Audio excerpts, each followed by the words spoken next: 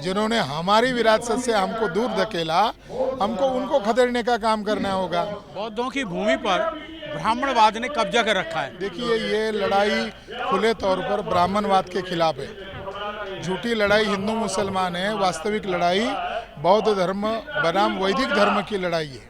मगर सच्ची बात को बताने के लिए कोई मीडिया आगे नहीं आया है, तो इसका मतलब हम समझ सकते हैं कि लोकतांत्रिक संस्था मीडिया भी है, मगर लोकतंत्र को बचाने के लिए वो आगे नहीं आ रही है। तो जिन लोगों ने हमको वहाँ से खदेड़ कर यहाँ खदेड़ा है, तो हमको उनको खदेड़ने की तैयारी करनी होगी। हम लोग एक मर्यादा में मान रहे हैं, संविधान को मान रहे हैं, मगर जिनके पास संवैधानिक अवधि है वो संविधान का उल्लंघन कर रहे हैं।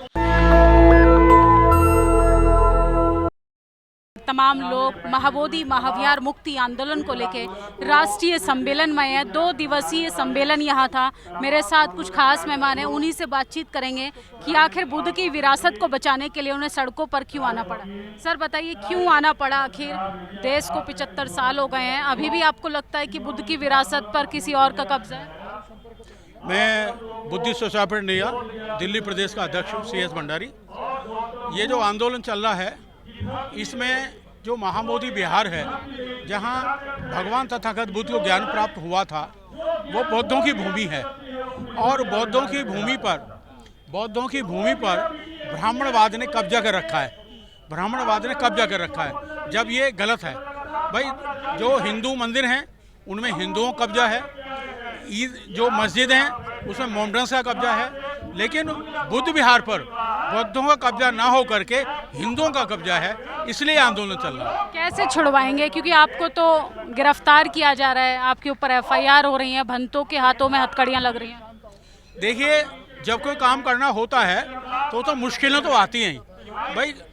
सदियों से इसमें ब्राह्मणवाद रहा है और ब्राह्मण के कब्जे में रहा है। अब जब ये ब्राह्मण के कब्जे से हटेगा और ये आंदोलन चल रहा है, तो उनको फर्क तो पड़ेगा इस बात का। तो इसलिए उनको फर्क पड़ रहा है, क्योंकि जो वहाँ सरकार है, चाहे तो बिहार सरकार है या केंद्र सरकार है, वो मनु व्यवस्था को मानने वाले की सरकार है, RSS गवर्नमेंट से समर्थित सरकार है। इसलिए जो हिंदू राष्ट्र बनाना चाहते हैं, वो नहीं चाहते कि भारत में बौद्ध धर्म फैले, पनपे। लेकिन जो बुद्धिस्ट हैं, जो यहाँ के बुद्धिस्ट हैं, भिक्षु हैं, उपासक हैं, वो अभी जो हमारे अंदर जो अज्ञान था, अंधविश्वास भरा हुआ था, वो धीरे धीरे समाप्त होता जा रहा है और हम भगवान बुद्ध के रास्ते पर चलते जा रहे हैं और भारत में बुद्धिस्टों की संख्या बढ़ती जा रही है। इसलिए ये क्रांति के रूप में बुद्ध की शिक्षाओं से या बुद्ध को फैलने से किन लोगों को खतरा है बेसिकली? देखिए, जो भगवान बुद्ध का धर्म है, वो है 2 बातों पर टिका हुआ है। नंबर 1 बात तो ये है कि अत्त दीपो भव, अपना दीपक स्वयं बनो।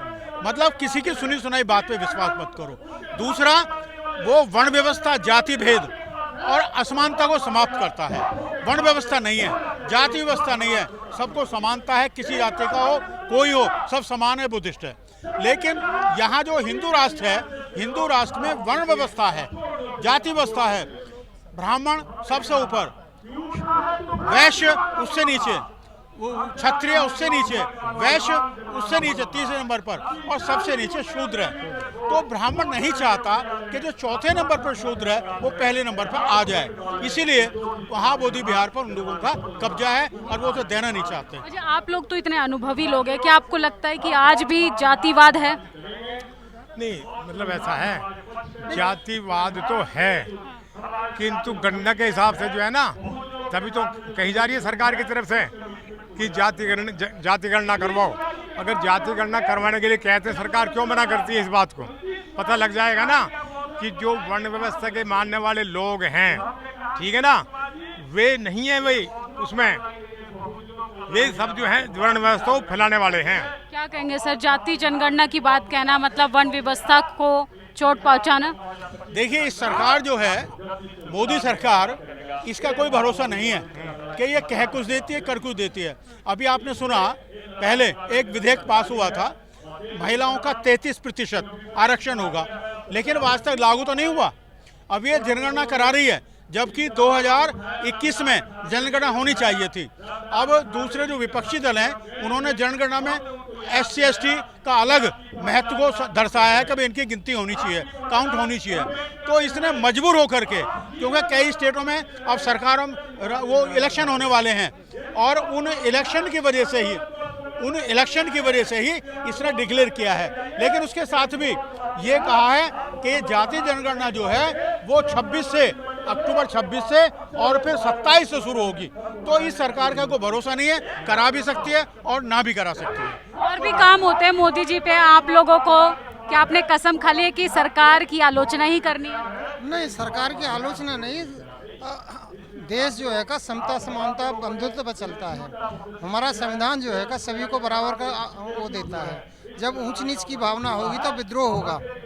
तो ऊंच नीच की भावना जो है या ब्राह्मणवाद है वो जो है का ख़त्म होना चाहिए।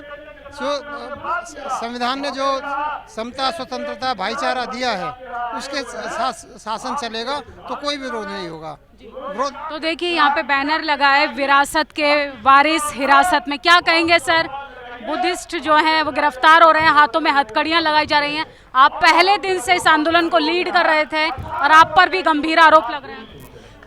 विनयाचार्य जी के ऊपर अटेम्प्ट टू मर्डर का एक RSS का वर्कर है गुप्ता, उसके द्वारा एक फर्जी FIR दर्ज किया, उसमें मेरा भी नाम दर्ज है। यानी हम दोनों को वहाँ आरोपी बनाने का वो FIR के ज़रिए से घोषित किया गया। देखिए ये लड़ाई खुले तौर पर ब्राह्मणवाद के खिलाफ है। झूठी लड़ाई हिंदू मुसलमान है, वास्तविक लड़ाई बौद्ध धर्म बनाम वैदिक धर्म की लड़ाई है। जी, मतलब आपको लगता है कि वैदिक धर्म जो है वो मानवता पर हावी हो रहा है? इस देश के सभी बैकवर्ड कास्ट के लोग, इस देश के तमाम बैकवर्ड कास्ट के लोग जो थे एक समय बुद्धिस्ट थे। 8th सेंचुरी के बाद ना अनटचेबल बनाए गए, मगर सारे शूद्र लोग जो है OBC लोग एक समय के बुद्धिस्ट लोग हैं।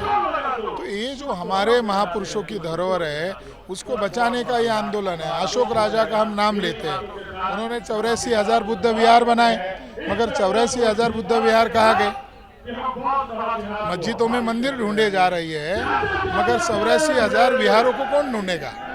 ये सब बातें जो आप उठा रहे हैं महाबोधि ब्राह्मणों के कब्जे में है, मीडिया से तो कहीं कोसों दूर है। मीडिया इस मुद्दों पर बात क्यों नहीं करती? आपके मीडिया को मैं धन्यवाद देना चाहता हूँ, नेशनल दस्तक को, कि उन्होंने इस मुद्दे को आम जनता तक लेके गए और छोटे छोटे हमारे बहुजनवादी जो सोशल मीडिया वाले उनके ज़रिए से गए। नेशनल मीडिया इस मूवमेंट को बदनाम करने के लिए आगे आएगा, ऐसा आया था, मगर सच्ची बात को बताने के लिए कोई मीडिया आगे नहीं आया है। तो इसका मतलब हम समझ सकते हैं कि लोकतांत्रिक संस्था मीडिया भी है, मगर लोकतंत्र को बचाने के लिए वो आगे नहीं आ रही है। बौद्धों का ये धरोहर है, न्याय का पक्ष है, तो उनको न्याय के पक्ष में खड़ा होना चाहिए। अभी लग रहा है कि मामला विरासत का नहीं, मामला दान दक्षिणा का है। मामला जो लोग ऐसा कर रहे हैं उन लोगों के नाम अभी आगे सामने आ गए हैं और उनका कभी कभी ऐसा है कि कभी कभी समय जवाब देता है। तो वो बातें इंटरनल है, मगर वो बातें भी आम लोगों में पहुंच गई है। मामला विरासत का है। आर्लेकर जो गवर्नर था वो जाकर वहाँ इंद्रेश कुमार के मौजूदगी में कहा कि ये शिवलिंग है, जो पूर्व का राज्यपाल था। वर्तमान राज्यपाल ने क्या किया, जो बात आर्लेकर ने कही उसी के ऊपर उसने अमल किया। वो जन्म से मुसलमान है, धर्म से मुसलमान है, और मुस्लिम धर्म में किसी भी मूर्ति पूजा के लिए पाबंदी है। तो मुस्लिम लोग धार्मिक मामलों का कभी उल्लंघन नहीं करते हैं, तो आरिफ मोहम्मद खान क्यों उल्लंघन किया? इसका मतलब है आरिफ मोहम्मद खान अपने इस्लाम के उसूलों पर नहीं चल रहा है, RSS के उसूलों पर चल रहा है।